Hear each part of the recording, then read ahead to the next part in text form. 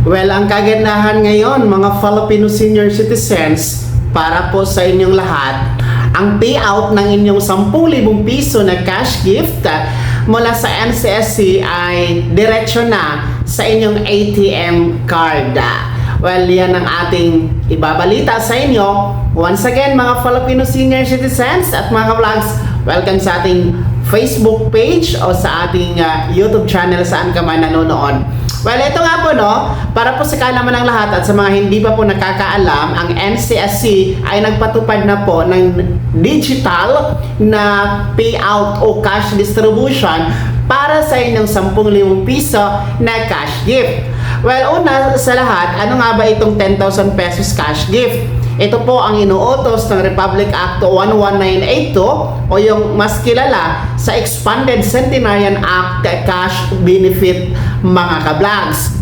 Kung saan kung kayo ay aabot sa edad insakto 80, 85, 90 and 95 years old, bibigyan po ikaw ng gobyerno sa ilalim ng NCSC ng 10,000 piso na cash gift. Well, ito po ay partial lamang na 10,000 piso dahil habang inaantay natin kung aabot po kayo sa centenarian, dahil ang centenarian which is 100 years old ay 100,000 pesos din po ang makukuha niyan. So every 5 years from 80, 85, 90 and 95 years old, tig 10,000 piso po yan hanggang aabot ka ng centenarian kung aabot man. Well, ang atin pong 10,000 pesos cash gift, hawak na po ng NCSC ang pamamahala at pondo nito simula pa noong Enero 2025 mga ka-vlogs, kasama ang centenarian cash gift na 100,000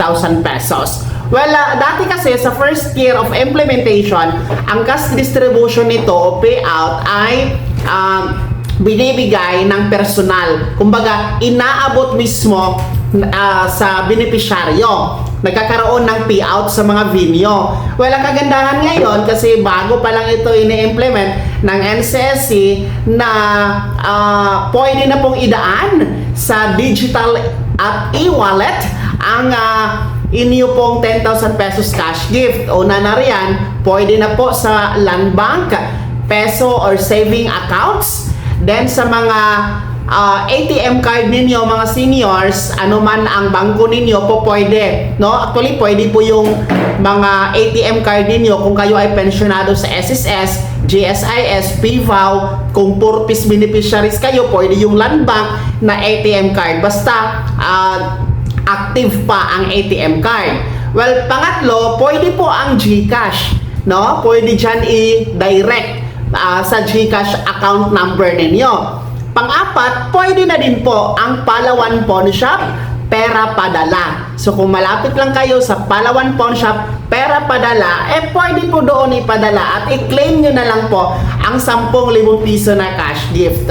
Well, maganda ito kahit paano maiwasan natin ang mga issues na di umano merong mga bawas, kinukunan ng ilan na mga opisyalis o sino pa man yan, at least paano diretso na po sa ATM card o sa GCash o sa Palawan pera padala ang insaktong 10,000 piso na cash gift para sa mga nakakatanda. And pangalawa, hindi na po pipila sa venue ang mga senior citizens. Maiiwasan po ang matinding mahabang pila.